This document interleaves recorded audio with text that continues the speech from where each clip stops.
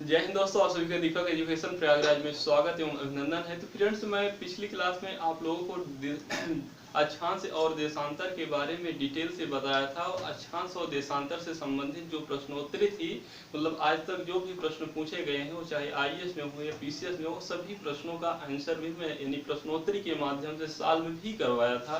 तो आज world geography में मेरा जो नेक्स्ट टॉपिक है वो है पृथ्वी की गतियाँ। तो पृथ्वी की गतियाँ आज मैं आप लोगों को डिटेल से बताऊंगा। जैसे पृथ्वी की गतियाँ कितने प्रकार की होती हैं, इसका क्या प्रभाव पड़ता है, यानी क्या घटनाएं घटित होती हैं, किस तरह से दिन रात छोटा बड़ा होता है, दिन रात होता है, और किस तरह से किसी बिंदु पर 6-6 महीने तक दिन ही रह जाता है, किसी बिंदु पर 6-6 महीने तक रात रह जाता है। मौसम में परिवर्तन होता है, कभी ठंडी पड़ जाती है, कभी गर्मी पड़ने लगती है, कभी मौसम एक खूबसूरत सुहावना सा बना रहता है। तो इस तरह से जो भी ये टॉपिक है, बातें हैं आपको मैं बता रहा हूँ, ये सभी के सभी पृथ्वी के गति से संबंधित है। इसलिए मैं आप लोगों को आज पृथ्वी की गति से संबंधित जो भी चीजें हैं वो सभी के सभी आज क्लियर करेंगे। तो पृथ्वी की गतियां मुख्य रूप से 3 प्रकार की होती है। पहली होती है खगोलीय गति, और दूसरी होती है भूगर्भिक गति। कौन सी? भूगर्भिक गति होती है। और तीसरी होती है भू आकृतिक गति। कौन सी? भू आकृतिक गति। तो जो ये दूसरी होती है, ये तीसरी होती है। तो जो एक खगोलीय गति होती है, इसमें मुख्य रूप से होता है रोटेशन। क्या होता है? रोटेशन होता है और रेवोल्यूशन होता है। और जो भूगर्भिक गति है, इसी को कहा जाता है जियोग्राफिक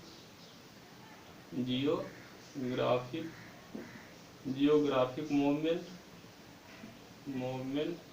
और जो होता है भू आकृति गति, इसे कहा जाता है जियोमॉर्फोलॉजिकल। क्या? जियोमॉर्फोलॉजिकल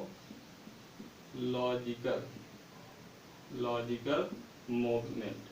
तो इस तरह से होता है फ्रेंड्स ये पृथ्वी की गतियां 3 प्रकार से: खगोलीय गति, भूगर्भिक गति, भू आकृति। इसे मैं जब पृथ्वी की आंतरिक संरचना बता रहा था, तो वहां पर भूगर्भिक गति और भू आकृति गति ये सभी चीजें बता चुका हूं। तो भूगर्भिक गति क्या होती है कि जैसे पृथ्वी की आंतरिक संरचना जब मैं पढ़ा रहा था, तो बताया था कि पृथ्वी के भीतर जो है वो 3 प्रकार की परत होती है। सबसे ऊपर की जो परत होती है उसे क्रस्ट या पपड़ी या भूपटल के नाम से जाना जाता है। उसके नीचे जो परत पाई जाती है उसे मेंटल के नाम से जाना जाता है। और जो एकदम भीतर यानी आंतरिकतम में जो परत पाई जाती है उसे कोर के नाम से जाना जाता है। क्या फ्रेंड्स?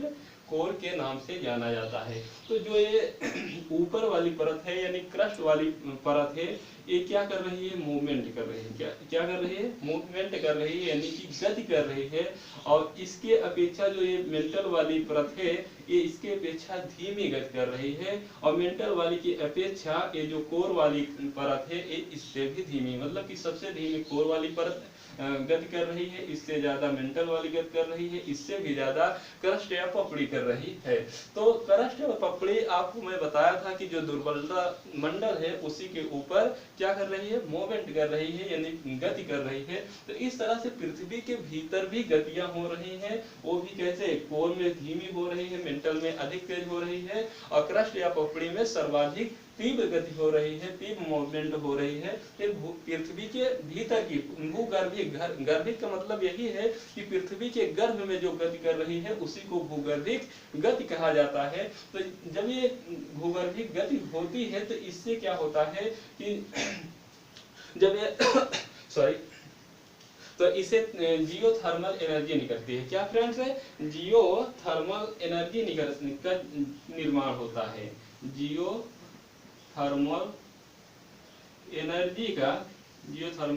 एनर्जी का निर्माण होता है इसी की गति से। पृथ्वी के भूगर्भ में जब गति होता है तो इसी से जियोथर्मल एनर्जी का निर्माण होता है। और इसी एनर्जी से ही भू आकृति में जो ज्वालामुखी का निर्माण होता है। क्या फ्रेंड्स? जो ज्वाला मुखी का निर्माण होता है, भूकंप का निर्माण होता है, उसकी जो तरंग, जब ये ज्वालामुखियों का निर्माण होने लगता है, जब भूकंपों का निर्माण होने लगता है, तो यही एनर्जी इसको सहयोग देती है। इसी सहयोग के माध्यम से ज्वालामुखियों का निर्माण होता है, भूकंपों का निर्माण होता है। फिर भी आपको मैं बताया था, ज्वालामुखी भी डिटेल से पढ़ा चुका हूँ, भूकंप भी डिटेल से पढ़ा चुका हूँ, कहाँ सर्वाधिक भूकंप आते हैं, ज्वालामुखी कहाँ सबसे कम आते हैं और किस तरह से आते हैं, सभी चीजें मैं यहाँ पर बता चुका हूँ। तो इस पर ज्यादा मैं बहस नहीं करूंगा। सिर्फ आज मेरा जो मेन मकसद है इस पृथ्वी की गतियां में, ये है खगोलीय गति के बारे में, क्योंकि ये जो रोटेशन है, रेवोल्यूशन है, इसी के बारे में बताना है। तो ये मुख्य रूप से यही हुआ, इसको आप समझ लीजिएगा। और कम समय पृथ्वी की आंतरिक संरचना जो बताया था, वहां से इसको समझ सकते हैं कि कोर, क्रस्ट, मेंटल क्या होती है। तो रोटेशन को ही घूर्णन गति कहा जाता है। क्या? रोटेशन को ही घूर्णन गति कहा जाता है फ्रेंड्स। और रेवोल्यूशन को परिक्रमण गति कहा जाता है। क्या फ्रेंड्स? परिक्रमण गति कहा जाता है। तो खगोलीय गति में दो प्रकार, एक घूर्णन गति, एक परिक्रमण गति। घूर्णन गति क्या होती है? तो घूर्णन गति होती है फ्रेंड्स, जैसे मैं ऐसे घूम रहा हूँ, इस तरह से जो मैं घूम रहा हूँ, ये क्या हुआ? ये घूर्णन गति हुआ। क्या हुआ? ये रोटेशन हुआ, घूर्णन गति हुआ। जब मैं जाकर किसी मंदिर में, सावन का महीना चल रहा है, मान लीजिए शंकर जी के मंदिर में मैंने गया जल छोड़ने से पहले, जब शंकर जी के मंदिर के चारों तरफ जब मैं घूमूंगा, तो उसे परिक्रमा कहा जाएगा। और परिक्रमा से ही परिक्रमण गति का निर्माण होता है। मतलब कि जब आप मान लीजिए मंदिर है, मंदिर के चारों तरफ जब आप परिक्रमा करेंगे, तो इसी को परिक्रमण गति कहा जाता है। तो आप 3D मैप के माध्यम से भी देख सकते हैं कि जो घूर्णन गति है, यानी रोटेशन है, वो एक अक्ष है, इसी अक्ष पर क्या कर रही है? मूव कर रही है, पश्चिम से पूर्व की दिशा गति कर रही है। जबकि परिक्रमण गति जो है, उसे आप देख सकते हैं। परिक्रमण गति क्या है? यहाँ पर मान लीजिए सूर्य है, तो सूर्य के चारों तरफ क्या कर रही है? मूवमेंट कर रही है, यानी गति कर रही है। तो इस तरह से रोटेशन हुआ और रेवोल्यूशन हुआ। इस तरह से आप याद कर सकते हैं कि जब आप अपने आप को घूमते हैं, तो उसे घूर्णन गति कहा जाता है। ठीक इसी प्रकार से पृथ्वी भी क्या करती है? जब अपने अक्ष पर घूमती है, तो उसे घूर्णन गति कहा जाता है। जब आप किसी मंदिर की परिक्रमा करते हैं, तो उसे परिक्रमण गति कहा जाता है। ठीक इसी प्रकार से जब पृथ्वी सूर्य की परिक्रमा करती है, तो उसे परिक्रमण गति कहा जाता है। तो इस तरह से एक खगोलीय गति में रोटेशन हो गया या घूर्णन गति हो गया, रोटेशन हो गया, रेवोल्यूशन हो गया, यानी घूर्णन गति और परिक्रमण गति की बात हो गई। घूर्णन गति और परिक्रमण गति की बात हो गई। तो आज विशेष रूप पर इसी खगोलीय गति पर ही बात करना है मुझे। तो खगोलीय गति हेडिंग डाल लीजिए। कौन सा? खगोलीय गति। खगोलीय गति क्या डालें? सीधा रोटेशन डालते हैं ना। क्या? रोटेशन डालते हैं सीधा। रोटेशन मतलब कि इसी को क्या कहा जाता है? इसी को घूर्णन गति कहा जाता है। इसी को घूर्णन गति कहा जाता है। इसी को दैनिक गति कहा जाता है। क्या फ्रेंड्स? इसी को दैनिक गति कहा जाता है। और इसी को परिभ्रमण गति कहा जाता है। मतलब जब अपने आप को आप परिभ्रमण करते हैं, तो इसी को परिभ्रमण गति के नाम से भी जाना जाता है। इसे अच्छी गति के नाम से भी जाना जाता है। तो एक गति, ये मतलब किसी भी प्रकार से आपसे प्रश्न पूछ सकता है। रोटेशन भी कह सकता है, घूर्णन गति भी कह सकता है, दैनिक गति भी कह सकता है, परिभ्रमण गति भी कह सकता है, अच्छी गति कह सकता है। मतलब एक ही चीज का अलग अलग नाम है, तो इसे आप जान सकते हैं। तो रोटेशन या घूर्णन गति क्या होता है? तो पृथ्वी का, आप लोग हेडिंग डाल लीजिएगा, उसके बाद लिखिएगा पृथ्वी का अपने अक्ष पर घूमना ही घूर्णन गति कहलाता है, या रोटेशन कहलाता है, या परिभ्रमण गति कहलाता है। मतलब पृथ्वी जब अपने ही अक्ष पर मूव करती है, यानी घूमती है, तो इसी को क्या कहा जाता है? इसी को घूर्णन गति कहा जाता है। और दूसरा पॉइंट, कि जब ये घूर्णन कर रही है, तो किस दिशा में कर रही है? तो जो ये घूर्णन गति है, इसकी क्या है फ्रेंड्स? जो ये घूर्णन गति की दिशा क्या है? ऐसा भी प्रश्न पूछा जा सकता है। तो घूर्णन गति का दिशा जो है वो है पश्चिम से पूर्व की ओर। क्या फ्रेंड्स, पश्चिम से पूर्व की ओर ये क्या कर रहे हैं, मूव कर रहे हैं। मतलब ये जैसे ये पृथ्वी है तो पृथ्वी का ये अक्ष है, तो पृथ्वी कैसे इस तरह से पश्चिम से पूरब की ओर मूव कर रही है, घूम रही है। वो भी कितना 1670 किलोमीटर प्रति आवर से। क्या 1670 किलोमीटर प्रति आवर से ये क्या कर रही है, मूव कर रही है। कहाँ, अपने अक्ष पर। इस तरह से हो गया। यह जो 1670 किलोमीटर प्रति आवर से जब ये मूव कर रही है तो कितने समय में एक चक्कर घूमती है ये भी आपको। तो घूर्णन गति समय कितना लगता है, तो 23 घंटे 56 मिनट 4.09 सेकेंड। तो इतना समय लगता है, लेकिन मोटा मोटा कह दिया जाता है 24 घंटे में ये क्या करती है, घूर्णन करती है। क्या, पृथ्वी अपने अक्ष पर। तो ये 24 घंटे में मूव करती है, यानी घूमती है। ये पूछा जाए कि जो घूर्णन गति है ये सर्वाधिक कहाँ पर होती है, मतलब कि जो घूर्णन गति है ये सर्वाधिक कहाँ होती है। तो आप से प्रश्न अगर पूछे तो इसकी जो सर्वाधिक गति होती है वो भूमध्य रेखा पर यह सर्वाधिक मूव करती है। और उसके बाद भूमध्य रेखा पे यह 0.46 किलोमीटर प्रति सेकंड से ये मूव करती है। और वहीं पर अगर आप जाएंगे 60 डिग्री के आसपास, अगर डिग्री आप नहीं जानते तो आप जान लीजिएगा, अक्षांश देशांतर रेखा में बताया था, वहां पर डिटेल से बार बार बताया था। तो जो 60 डिग्री पर अगर इसको देखेंगे आप तो यह 0.23 किलोमीटर प्रति सेकंड की रफ्तार से मूव करती है। वहीं पर अगर आप ध्रुवों पर देखेंगे, क्या उत्तरी नॉर्थ पोल या साउथ पोल पर आप देखेंगे तो ये 0 किलोमीटर प्रति सेकंड या करती है, क्या मूव करती है। तो इस तरह से ये प्रश्न पूछे जाते हैं। पृथ्वी अपने अक्ष पर घूमना ही घूर्णन गति कहलाता है या रोटेशन कहलाता है। घूर्णन गति की दिशा पश्चिम से पूरब की ओर होती है। 1670 किलोमीटर प्रति आवर की गति से यह मूव कर रही है। और घूर्णन गति का समय 23 घंटे 56 मिनट 4.09 सेकंड ये एग्जैक्ट समय है, लेकिन इसे 24 घंटा मोटा मोटा मान लिया जाता है। और घूर्णन गति इसकी जो है वो भूमध्य रेखा पे सर्वाधिक है, और उसके बाद 60 डिग्री पर इससे कम है, और ध्रुव पर इसका जो गति है वो 0 किलोमीटर है। तो ये क्या हुआ, रोटेशन के बारे में जानकारी हुई। क्या, रोटेशन के बारे में ये सभी प्रश्न पूछे जाते हैं जितने मैंने आप लोगों को बताया अभी तक। ये सभी प्रश्न पूछे जा चुके हैं बार बार एग्जामों में। तो अब इसका प्रभाव क्या पड़ता है, इसका प्रभाव या इससे घटना कौन सी घटती है, क्या इसके प्रभाव या इससे घटना कौन सी घटती है। तो पहली घटना यही होती है कि इसके पृथ्वी के घूर्णन गति से ही दिन रात होते हैं। क्या फ्रेंड्स, दिन रात का निर्माण होता है, दिन रात की घटना घटित होती है। मतलब जो दिन हो रहा है, रात हो रहा है, इसी पृथ्वी के घूर्णन गति के कारण ही होता है। कैसे होता है, जैसे मान लीजिए सूर्य है। क्या है फ्रेंड्स, ये सूर्य है सॉरी ये सूर्य है और ये पृथ्वी है। क्या है फ्रेंड्स, ये सूर्य है और ये क्या है, पृथ्वी है। पृथ्वी ये अपने अक्ष पर क्या कर रही है, मूव कर रही है। ये मान लीजिए स्थान ए है और ये स्थान बी है।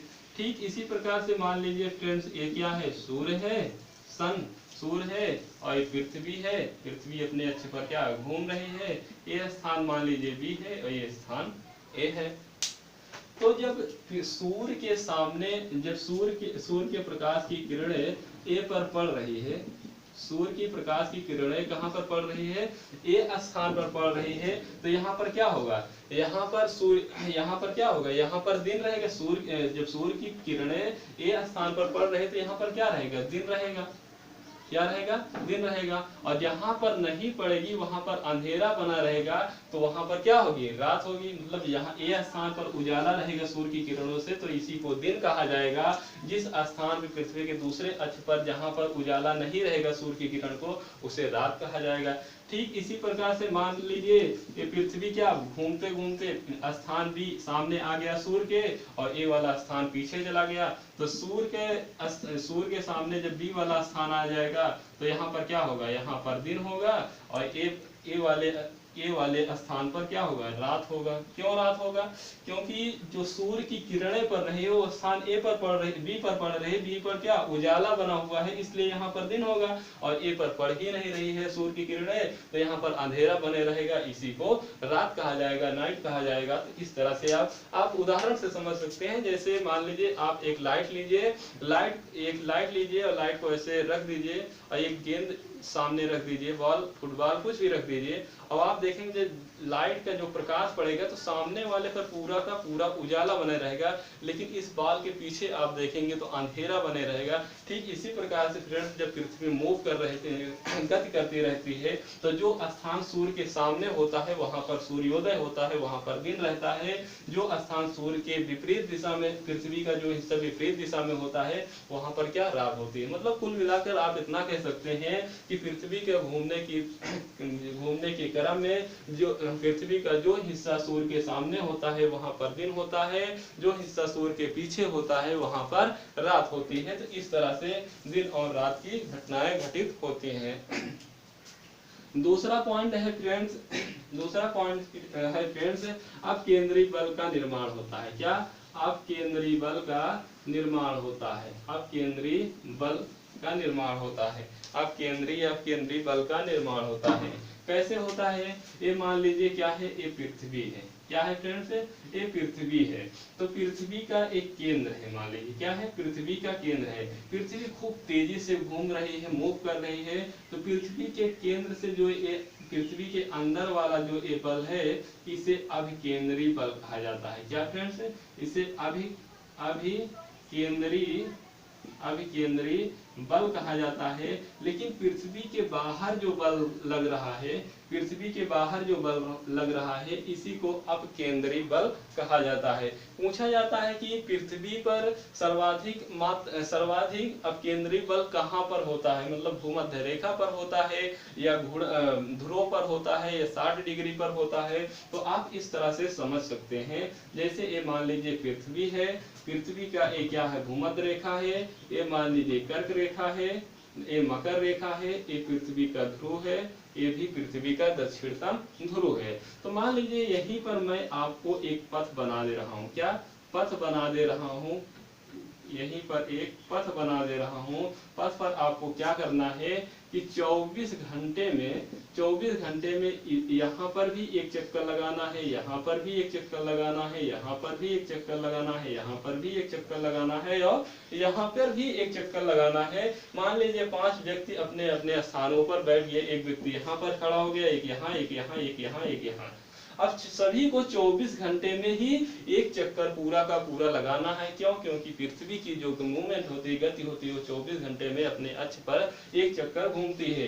तो जो ये ध्रुव पर व्यक्ति रहेगा वो धीरे धीरे जाएगा, क्योंकि उसे 24 घंटे में एक चक्कर लगाना है, तो धीरे धीरे मूव करेगा। लेकिन जो यहाँ पर रहेगा, मकर रेखा पर मान लीजिए रहेगा, वो थोड़ा सा तेजी से जाएगा, क्योंकि उसे 24 घंटे में ही इसके अपेक्षा इससे तेजी जाएगा, तभी तो 24 घंटे में एक चक्कर लगाएगा। लेकिन जो विषुवत रेखा पर रहेगा, भूमध्य रेखा पर रहेगा, वो सर्वाधिक तीव्र गति से चक्कर लगाएगा, तो तभी तो ये 24 घंटे में पूरा करेगा एक चक्कर। तो इस तरह से आप देख रहे हैं। तो जो ये ध्रुव वाला व्यक्ति है, ये धीमी चाल से दौड़ रहा, तब भी 24 घंटे में चक्कर लगा रहा है। मकर रेखा वाला व्यक्ति इससे तीव्र गति से दौड़ रहा है, तब भी 24 घंटे में चक्कर लगा रहा है। और भूमध्य रेखा या विषुवत रेखा पर इससे और सर्वाधिक तीव्र से दौड़ रहा है, तब 24 घंटे में चक्कर लगा रहा है। तो जो ये अब केंद्रीय बल है, ये निर्भर करता है पृथ्वी की गति पर। जितने ही तेज से मूव करेगी उतना ही तेज अब केंद्रीय बल का निर्माण होगा। तो सर्वाधिक तीव्र गति से यहाँ वाला व्यक्ति घूम रहा है, इसलिए सर्वाधिक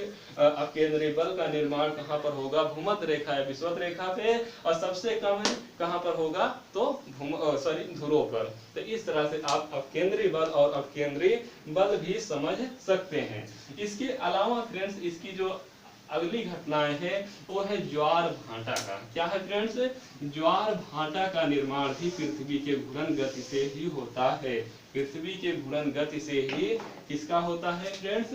तीसरा पॉइंट है दैनिक ज्वार भाटा। दैनिक ज्वार भाटा का मतलब क्या होता है फ्रेंड्स? दैनिक ज्वार भाटा का आशय यह है फ्रेंड कि जो 24 घंटे 52 मिनट में 2 बार ज्वार आता है, 2 बार भाटा आता है, इसी को दैनिक ज्वार या भाटा कहा जाता है। इसे जब मैं दैनिक ज्वार भाटा पढ़ाऊंगा तो वहाँ पर सब दैनिक, मासिक, तिमाही, वार्षिक, मिश्रित ही सभी ज्वार भाटा के बारे में बताऊंगा। तो यहाँ पर थोड़ा सा उसे ओवरव्यू दे रहा हूँ। ये मान लीजिए पृथ्वी है। क्या है फ्रेंड्स? ये पृथ्वी है और ये क्या है? चंद्रमा है। ये क्या है? मून यानी चंद्रमा है। तो जब चंद्रमा का गुरुत्वाकर्षण बल जब चंद्रमा का गुरुत्वाकर्षण बल पृथ्वी पर पड़ेगा तो पृथ्वी का जो पानी वाला हिस्सा रहेगा ये क्या होगा? ऊपर उठ जाएगा। पानी वाला हिस्सा ऊपर उठ जाएगा। और इधर क्या? पृथ्वी का अपकेंद्री बल है। पृथ्वी का अपकेंद्री बल भी लग रहा है। तो इधर अपकेंद्री बल के कारण इधर भी पानी वाला यानी कि पानी वाला हिस्सा ऊपर उठ जाएगा। तो जो ये पानी वाला हिस्सा ऊपर उठ रहा है फ्रेंड्स, इसी को उच्च ज्वार कहा जाता है। क्या कहा जाता है? उच्च ज्वार या सिंपल ही ज्वार कहा जाता है। इसे क्या कहेंगे? उच्च ज्वार कहेंगे। उच्च ज्वार कहेंगे। लेकिन जो पानी का निचला वाला हिस्सा है इसी को भाटा कहा जाता है। क्या कहा जाता है? इसी को भाटा कहा जाता है। तो मतलब पृथ्वी के गुरुत्वाकर्षण के कारण जो पृथ्वी का जो पानी वाला हिस्सा ऊपर उठ रहा है इसे उच्च ज्वार कहेंगे। इसी तरह अपकेंद्रीय बल के कारण भी उच्च ज्वार आ रहा है। तो और जो पानी का निचला वाला हिस्सा इसे भाटा कहेंगे। तो आप एक लाइन में यह कह सकते हैं कि पानी का जो पृथ्वी पर जो पानी का ऊपर उठना ज्वार कहलाता है और फिर पानी का नीचे ही उतरना ही भाटा कहलाता है। तो इस तरह से आप ज्वार भाटा समझ लीजिए। पानी का ऊपर उठना ही ज्वार कहलाता है और पानी का नीचे गिरना ही भाटा कहलाता है। तो इस तरह से फ्रेंड्स दिन रात की घटना होती है पृथ्वी के घूर्णन के कारण और दैनिक ज्वार भाटा आते हैं। अपकेंद्रीय बल का निर्माण होता है। और इसके अलावा जो आप धाराएं पढ़े होंगे, आप अगर वर्ल्ड ज्योग्राफी पढ़े होंगे तो आप महासागरीय धाराएं पढ़े होंगे, जैसे क्यूएसओ है, अलास्का की धारा है, क्यूबा की धारा है, ब्राजील की धारा है। इस तरह से जो धाराएं होती हैं वो भी किससे? पृथ्वी की घूर्णन गति के कारण ही होती है। तो अगली जो गति है वो है रेवोल्यूशन यानी कि परिक्रमण गति। क्या फ्रेंड्स? परिक्रमण गति है। पहला हो गया घूर्णन रोटेशन यानी कि घूर्णन गति हो गया। अब दूसरा पॉइंट है परिक्रमण गति कहा जाता है या इसी को कहा जाता है कक्षीय गति। क्या कहा जाता है फ्रेंड्स? कक्षीय गति कहा जाता है या इसी को कहा जाता है वार्षिक गति। क्या कहा जाता है? वार्षिक गति। इस तरह से ये सभी प्रश्न पूछे जाते हैं। तो देखिए रेवोल्यूशन क्या होता है? मैंने अभी बताया था आपको शुरुआत में ही कि जब आप किसी मंदिर के चारों ओर चक्कर लगाएंगे, परिक्रमा करेंगे, तो उसी को परिक्रमण गति कहा जाता है। अब पृथ्वी भी जब सूर्य के चारों ओर इसका चक्कर लगाएगी, इसके चारों ओर परिक्रमा करेगी सूर्य के, तो इसी को परिक्रमण गति या रेवोल्यूशन या कक्षीय गति या वार्षिक गति के नाम से जाना जाता है। तो पृथ्वी का सूर्य के चारों ओर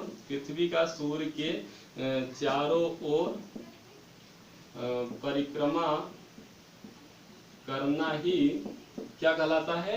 परिक्रमण गति कहलाता है या रेवोल्यूशन कहलाता है या कक्षीय गति कहलाता है ना। अब दूसरा पॉइंट है इसकी दिशा क्या होती है? पृथ्वी की क्या परिक्रमण गति की दिशा क्या होती है? परिक्रमण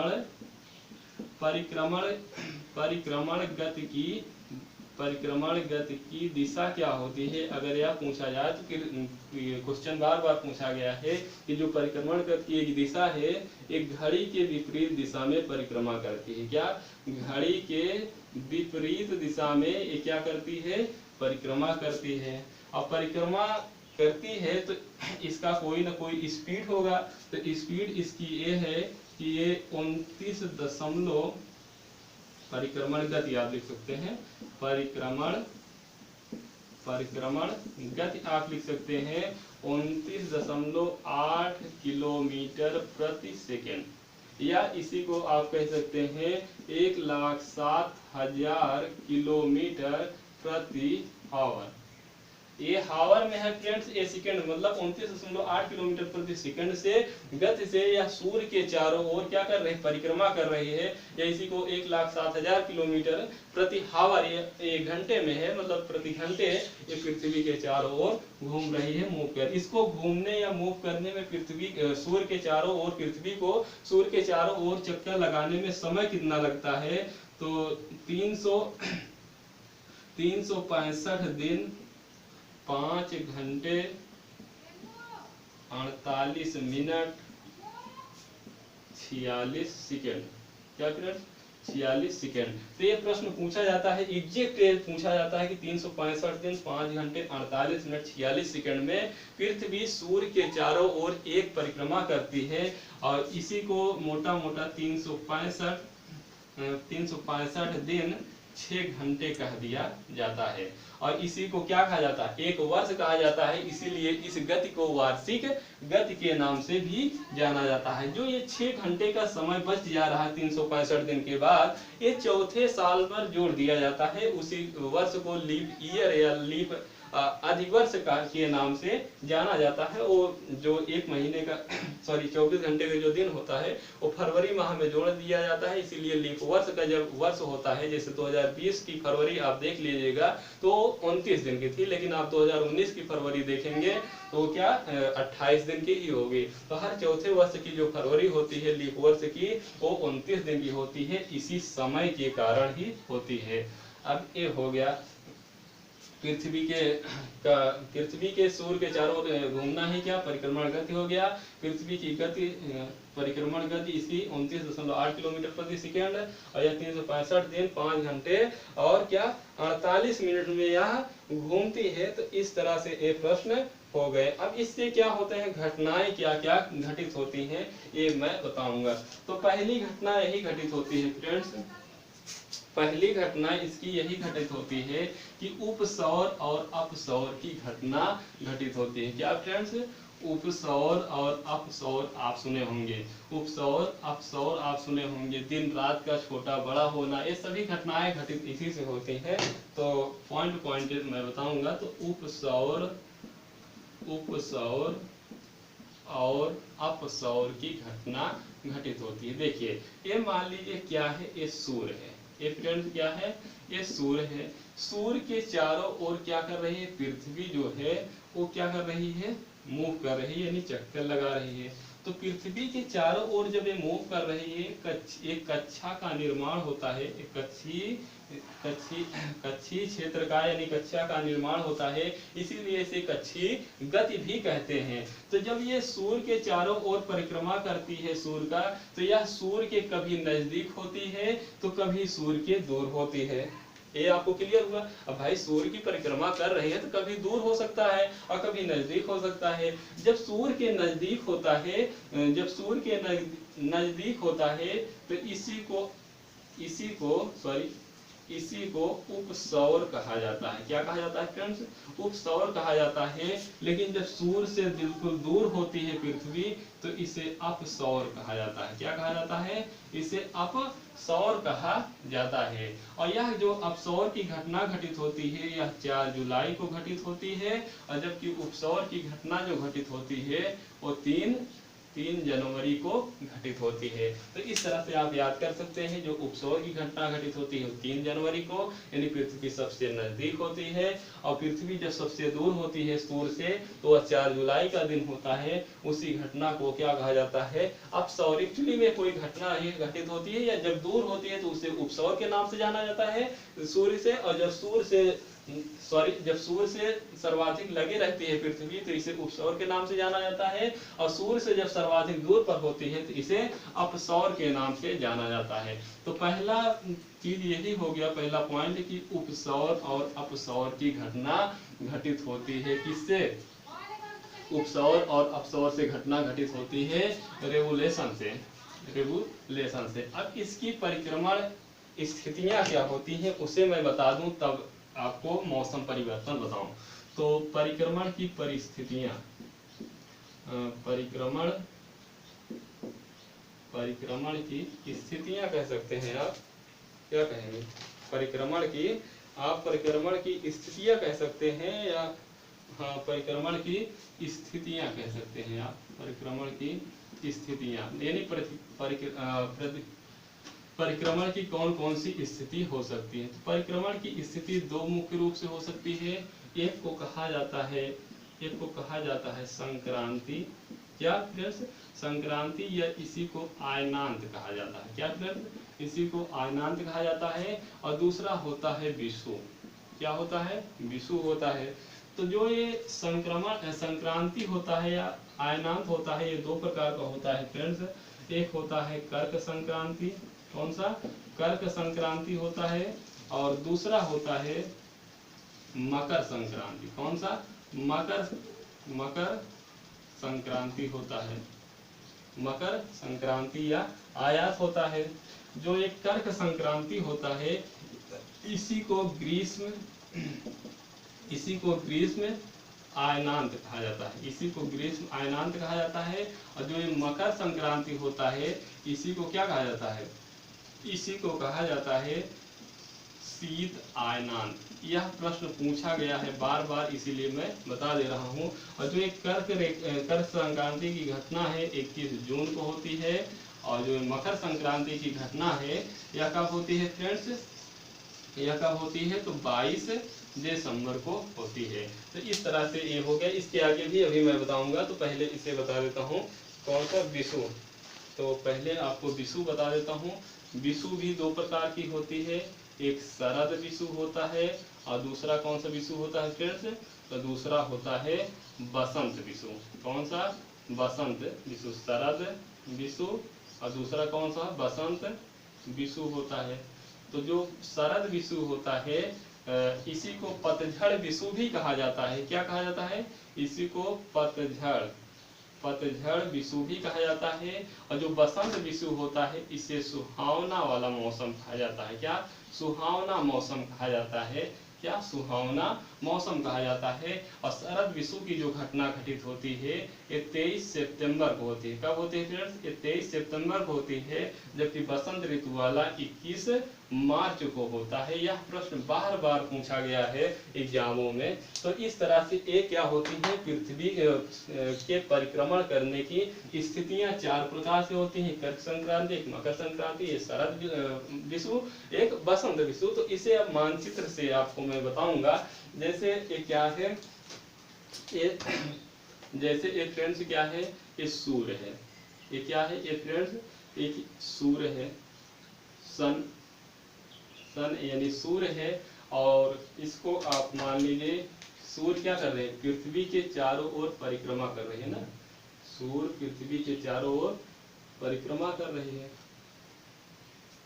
सूर्य पृथ्वी के चारों ओर क्या कर रहे हैं फ्रेंड्स? परिक्रमा कर रहे हैं। और इसमें क्या, ये अपनी एक अक्ष पर परिक्रमा कर रही है ना।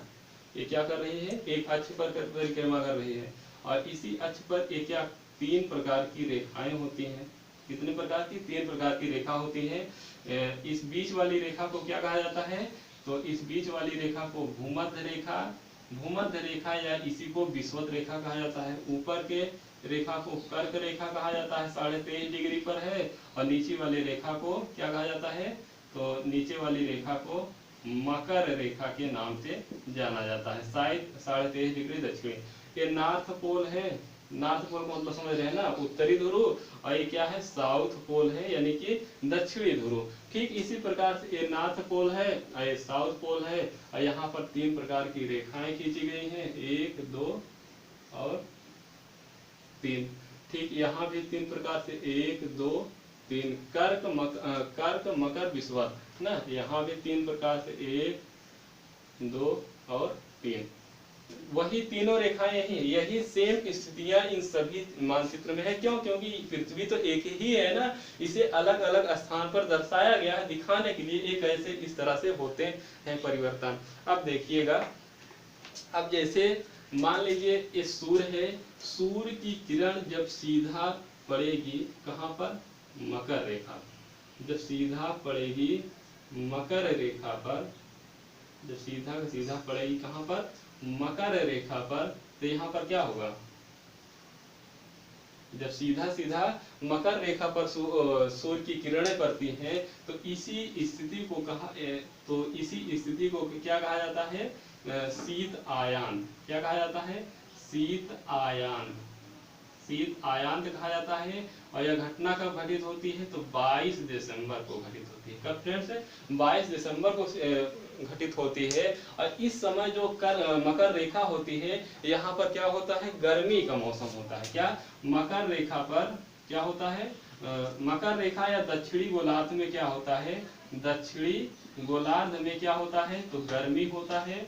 और उत्तरी गोलार्ध में इस समय, उत्तरी गोलार्ध में क्या होता है? तो उत्तरी गोलार्ध में सर्दी का मौसम होता है। तो जब मकर रेखा पर सूर्य की सीधे किरणें लंबवत पड़ती है 90 डिग्री पर, तो इसी स्थिति को शीत आयनांत कहा जाता है। यह घटना 22 दिसंबर को होती है। और इस समय पूरे दक्षिणी गोलार्ध में क्या होता है? गर्मी का मौसम होता है। और उत्तरी गोलार्ध में इस समय सर्दी का मौसम होता है। ठीक इसी के विपरीत जब सूर्य की किरणें कहाँ पर पड़ती है फ्रेंड्स? जब सूर्य की किरणें सीधा सीधा कहाँ पर पड़ती है? कर्क रेखा पर पड़ती है। जब सूर्य की किरणें सीधा सीधा कहाँ पर पड़ती है? कर्क रेखा पर पड़ती है। तो जब कर्क रेखा पर पड़ती है तो इसी को फ्रेंड्स कहा जाता है क्या? ग्रीष्म आयान। क्या कहा जाता है? ग्रीष्म आयनांत कहा जाता है। ग्रीष्म आयनांत ये कब होता है? ये होता है 21 जून को। कब होता है फ्रेंड्स?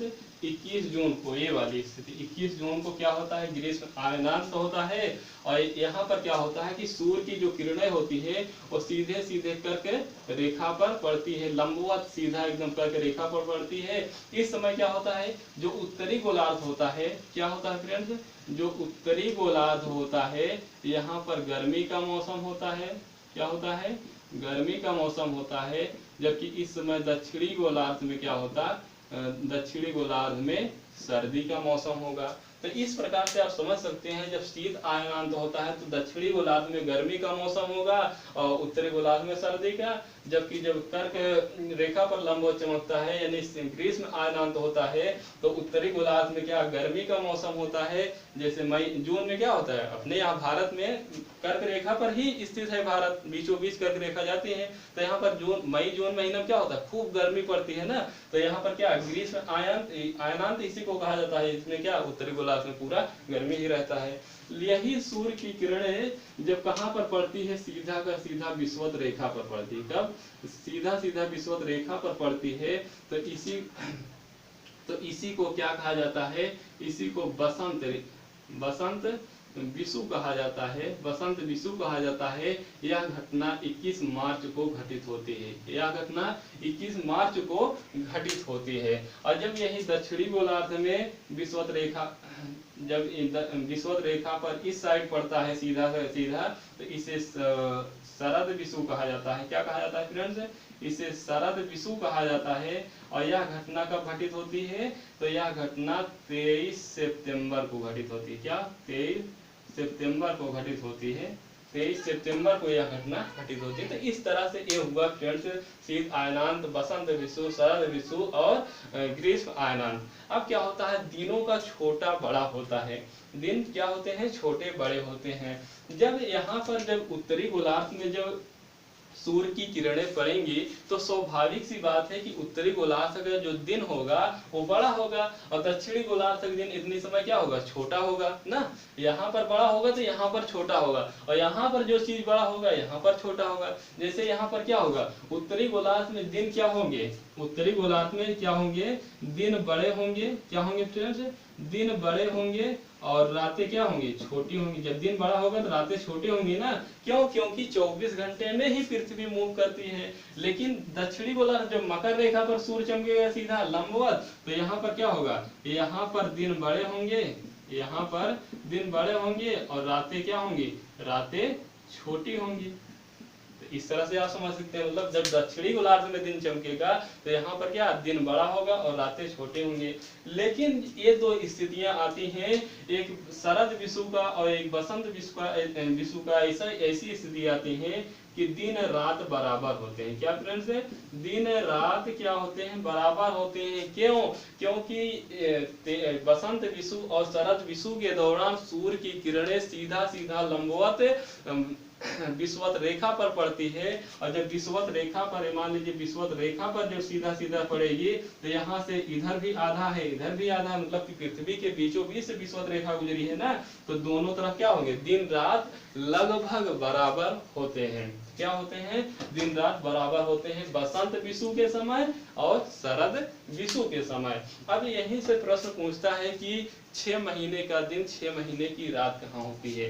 देखिए फ्रेंड्स, जब सूर्य की किरणें सीधा कहाँ कर्क रेखा पर पड़ रही है, तो कर्क रेखा पर पड़ रही उत्तरी ध्रुव कहाँ है, यहाँ पर है, और दक्षिणी ध्रुव कहाँ है, यहाँ पर है। तो देखिएगा जो सूर्य की किरणें है उत्तरी ध्रुव पर तो पूरे पड़ रही है, उत्तरी ध्रुव पर तो पूरा पड़ रही है, लेकिन दक्षिणी ध्रुव पर तो यहाँ सूर्य की किरण ही नहीं पहुंच रही है। जब किरण ही नहीं पहुंच रही है तो यहाँ पर क्या अंधेरा बना रहेगा, और जब अंधेरा बने रहेगा तो यहाँ पर क्या रात ही रात होगी, और यहाँ पर हमेशा उजाला बना रहेगा तो यहाँ पर हमेशा दिन। इसी स्थिति में यहाँ पर उत्तरी गोलार्ध जब कर्क संक्रांति होती है या ग्रीष्म आयनांत होता है तो यहाँ पर क्या होता है कि 6 महीने का दिन होता है, और दक्षिणी गोलार्ध में 6 महीने की रात होती है। लेकिन यही स्थिति जब दोबारा आप यहाँ देखेंगे तो यहाँ पर क्या हो रहा है, यहाँ पर दक्षिणी गोलार्ध में सीधा सूर्य की किरणें हमेशा पड़ रही, जबकि उत्तरी गोलार्ध के ध्रुव पर, उत्तरी गोलार्ध के ध्रुव पर पड़ ही नहीं रहा। दक्षिणी गोलार्ध के ध्रुव, दक्षिणी ध्रुव पर पड़ रहा है सूर्य की किरणें सीधी, लेकिन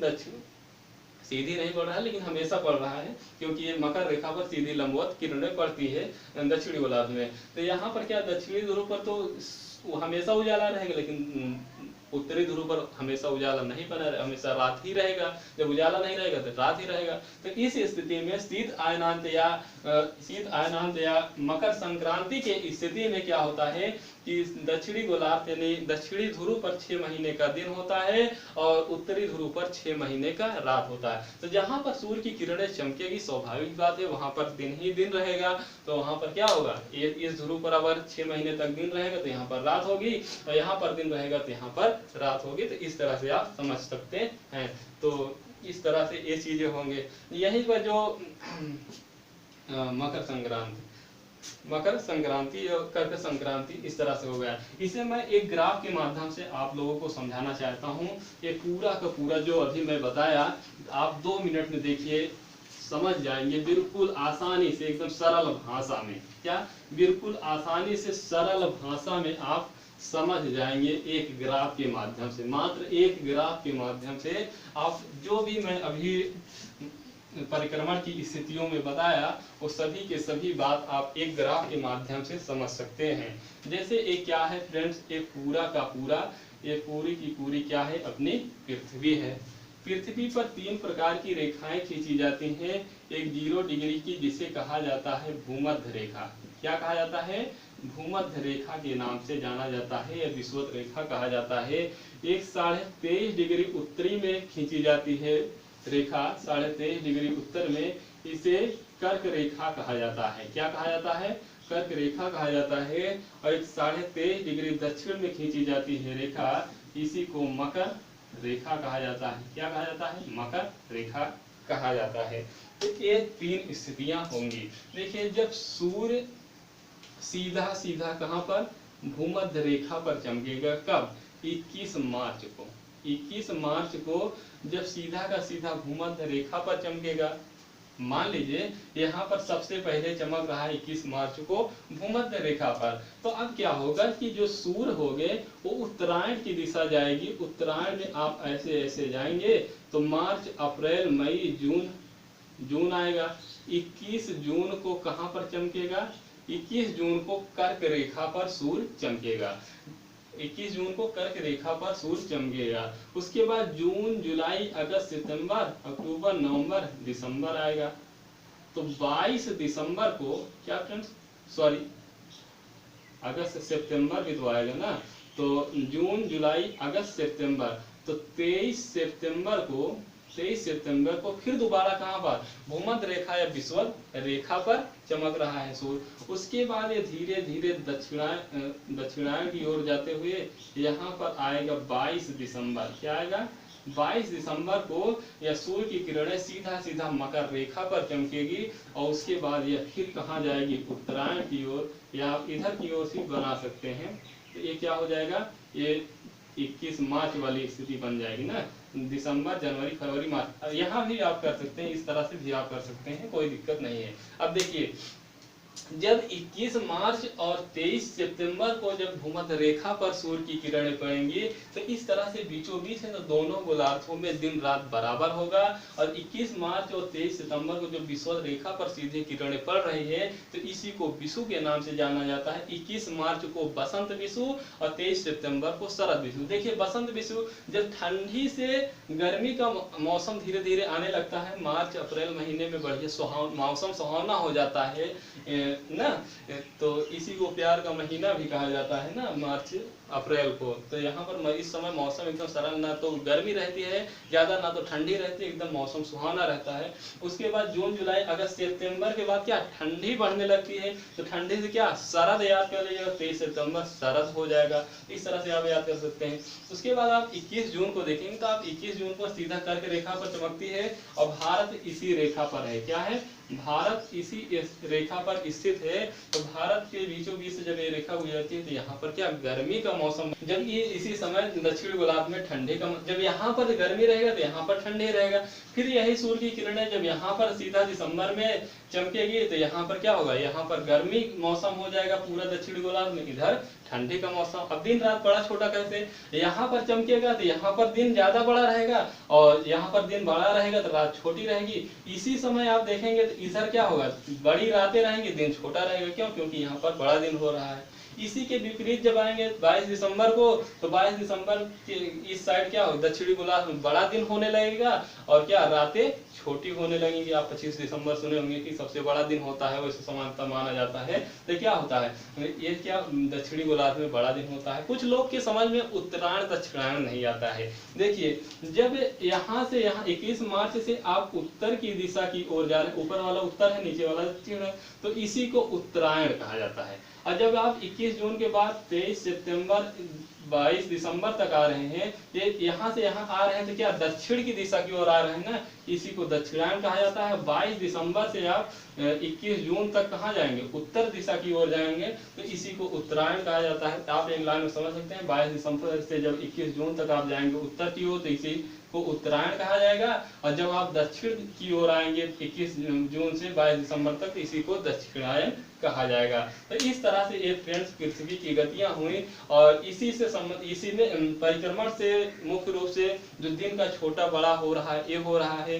ज्वार भाटा इससे भी आता है, बृहद ज्वार आता है, इसको मैं ज्वार भाटा में बताऊंगा आप लोगों को। तो इस तरह से, और इस मौसम परिवर्तन हो रहे हैं, ऋतु हो रहे हैं, लेकिन मौसम परिवर्तन हो रहे हैं, तो इस तरह से ये सभी चीजें किस पर, परिक्रमण पर निर्भर है। और पृथ्वी की गतियों के कारण आपने देखा आज कि किस तरह से दिन रात छोटे बड़े होते हैं और किस तरह से मौसम में परिवर्तन आता है, कहीं पर ठंडी रहता है, कहीं पर गर्मी रहता है, 6-6 महीने तक दिन रहता है, कहीं पर 6-6 महीने रात रहता है। जो मैंने शुरुआत में आपको बताया था, मुझे यकीन है कि आप लोग अच्छे से समझ गए होंगे। यह क्लास आपको पसंद आई हो तो अपने दोस्तों को शेयर जरूर कीजिएगा। थैंक यू मित्रों, धन्यवाद, शुक्रिया।